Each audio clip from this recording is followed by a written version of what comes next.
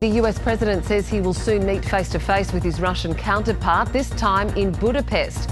After a 2-hour phone call with Vladimir Putin, one Donald Trump has described as productive. Fresh from his efforts to broker a ceasefire in Gaza, Mr. Trump is now turning his attention to Ukraine. He wants to use what he calls the success in the Middle East to help in negotiations to end Russia's 3.5-year-old war. The pair last met in a highly anticipated summit in Alaska 2 months ago, but it failed to produce any results. The next meeting could take place in the next 2 weeks, and Hungary's Prime Minister says he's ready to host the talks. Mr. Trump says great progress was made in his call with Mr. Putin. We're going to be meeting in Hungary.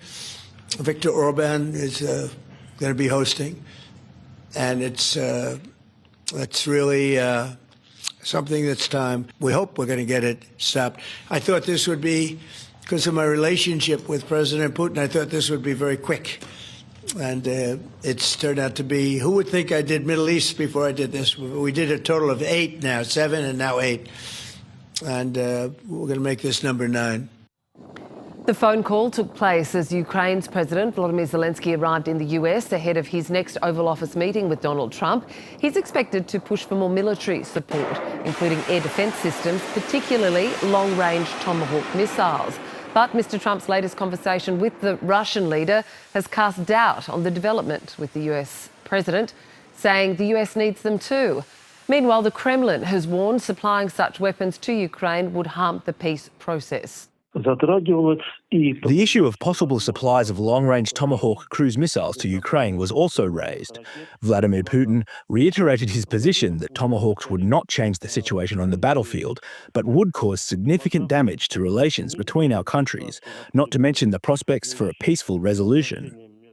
Both Kyiv and Moscow have been stepping up their frontline attacks. Ukraine has released drone footage showing the targeting of what it says is Russian military equipment in the frontline Donetsk region. Russia is claiming its own success. It says it's destroyed Ukrainian long-range drone storage points.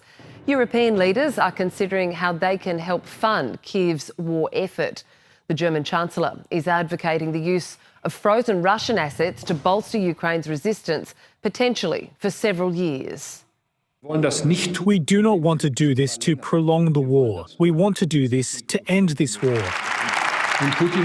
At the same time, Putin must realize that our support for Ukraine will not wane, but will grow, and that he cannot count on outlasting us.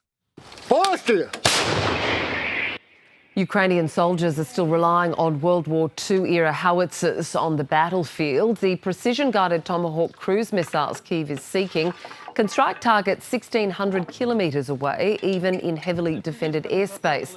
Kyiv's troops say they could shift the war in Ukraine's favour. If we are given Tomahawks, the most important thing for us is to find the right use for them. I think Tomahawks are quite a serious weapon, and I believe they could fundamentally change the course of war for the better.